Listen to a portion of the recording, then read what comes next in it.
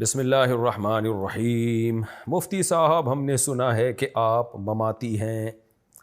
بھائی، میں نبی صلی اللہ علیہ وسلم کی قبر مبارک میں حیات کا قائل ہوں۔ برزخی حیات ہے، بہت طاقتور ہے، اور اس حیات کا آپ کے جسد اطہر سے گہرا تعلق ہے، بہت قوی نوعیت کا تعلق ہے، اور اس طاقتور تعلق کی وجہ سے ہمارے بعض اکابر نے اس کو دنیاوی حیات سے تعبیر کیا ہے، لیکن حقیقت میں ہے وہ برزخی ہی حیات۔ اور یہی ہمارے علماء دیوبند کا عقیدہ ہے، اور یہی المہند المفند میں لکھا ہوا ہے۔ تو اس کو جو دنیاوی حیات سے تعبیر کیا گیا ہے وہ مجازاً تعبیر کیا گیا ہے، یہی ہمارے اکابر کا عقیدہ ہے، ورنہ اصل میں وہ برزخی حیات ہے، لیکن اس کا اس جسد اطہر سے گہرا تعلق ہے۔ دنیا کے لحاظ سے آپ دنیا سے جا چکے ہیں، پردہ فرما چکے ہیں دنیا سے۔ اب اس تعبیر کو آپ حیاتی کہیں، مماتی کہیں، وہ آپ کی مرضی ہے، لیکن وہی عقیدہ ہے جو المہند المفند کا ہے، اور وہی میرا عقیدہ ہے جو اکابر علماء دیوبند کا ہے، وہی عقیدہ، اور وہ یہی ہے جو میں نے آپ کے سامنے ایکسپلین کیا کہ برزخی حیات ہے، بہت طاقتور ہے، اور اس برزخی حیات کا اس جسد اطہر سے تعلق ہے۔ کس نوعیت کا تعلق ہے یہ ہمیں معلوم نہیں ہے، کیونکہ اللہ نے قرآن مجید میں کہہ دیا شہداء کے بارے میں کہ وَلَٰكِن لَا تَشْعُرُونَ، وہ زندہ ہیں مگر تمہیں اس کا شعور نہیں ہے۔ تو انبیاء کی حیات تو شہداء سے بھی زیادہ پاورفل ہوتی ہے، وہ اور زیادہ طاقت کے ساتھ زندہ ہوتے ہیں، لیکن اس زندگی کو زیادہ ایکسپلین کرنا ہمارے لیے پاسبل نہیں ہے۔ وَلَٰكِن لَا تَشْعُرُونَ، تو اس سے آگے ہمیں اس میں بڑھنا نہیں چاہیے۔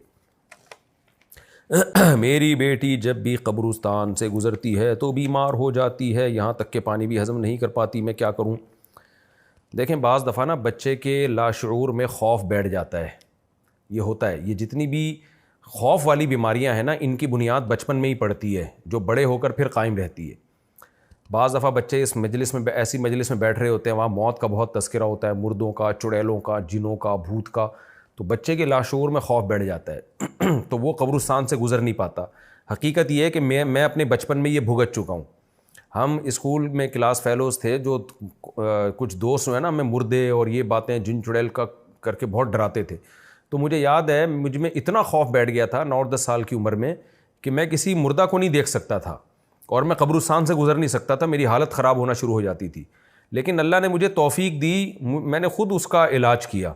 مجھے بچپن میں ہی اندازہ ہو گیا تھا کہ یہ ایب نارملٹی کی طرف میں جا رہا ہوں، تو میں نے کیا کیا، اس موضوع پہ سوچنا چھوڑ دیا، کچھ وقت کے لیے قبرستان سے گزرنا چھوڑ دیا، میتوں کو، مردوں کو دیکھنا چھوڑ دیا۔ تو آہستہ آہستہ وہ سب کچھ بالکل دماغ سے جو ہے وہ نکل گیا، اور میں نارمل ہو گیا۔ اللہ کا شکر ہے، مجھے قبرستان جانے سے کچھ نہیں ہوتا، مردے بھی بہت دیکھے ہم نے تو لیکن یہ بچپن میں جو ہے نا، بچوں کو ڈرانا، جن چڑیل بھوت، آج کل مائیں ایسا کر رہی ہوتی ہیں، جن بابا آئے گا بھو بھو کر کے ان کو ڈرا رہی ہوتی ہیں، بہت ڈینجرس ہے یہ۔ بچوں کو راتوں میں بہادر بنائے، بولیں کچھ نہیں ہے، کوئی جن چڑیل بھوت نہیں ہے، چل نکل، شاباش جا یہ دکان سے فلاں چیز لے کر آ، رات کو نگرانی بھی کریں، کوئی چور ڈاکو نہ اچک لے اس کو۔ تو بچوں کو بہادر بنانا چاہیے۔ ہماری مائیں الٹا بچوں کو ڈرا رہی ہوتی ہیں، دوست احباب ڈرا رہے ہوتے ہیں، جن چڑیل کے قصے سنا رہے ہوتے ہیں۔ امریکہ یورپ میں ہم نے دیکھا ہے، وہاں کے بچے، ان کے بارے میں سنا ہے ہم نے کہ وہاں کے بچے جن چڑیل بھوت سے نہیں ڈرتے، کیونکہ گورے ان کو جن چڑیل بھوت بتاتے نہیں ہیں۔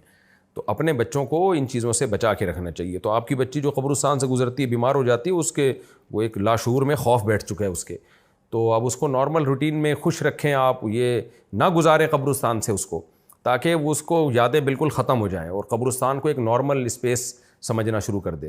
اب آپ دیکھیں نا، یہ گورکن جو ہے، ان کی جو زندگیاں قبرستانوں میں گزرتی ہیں۔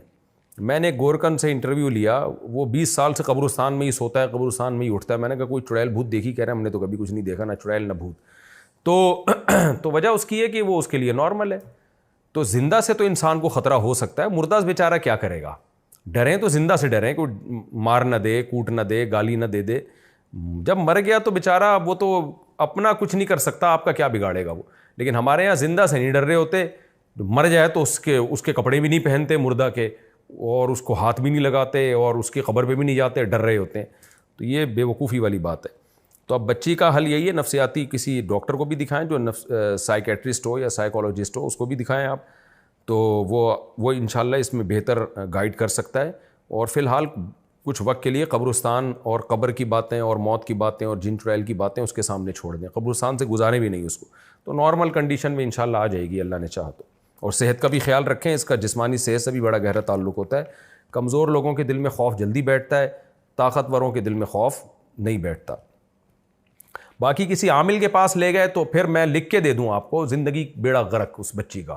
کسی اگر روحانی عامل کے پاس لے گئے نا علاج کے لیے تو پھر اس کا تو بیڑا غرق ہوگا, وقتی طور پہ ٹھیک ہو جائے گی وہ, لیکن پھر آپ کا بھی اور آپ کے گھر والوں کا بھی اور آپ کی نسلوں کا بھی بیڑا غرق. ساری زندگی جن چڑیل بھوت سے کبھی نکلو گی نہیں. پھر یہی ہوگا فلانے نے یہ کر دیا, فلانے نے وہ کر دیا, فلانے نے یہ کر دیا, ڈمکانے نے یہ کر دیا. یہ اسی میں زندگی ایسی نحوست اس کی آتی ہے, زندگی اسی میں گزر جائے گی.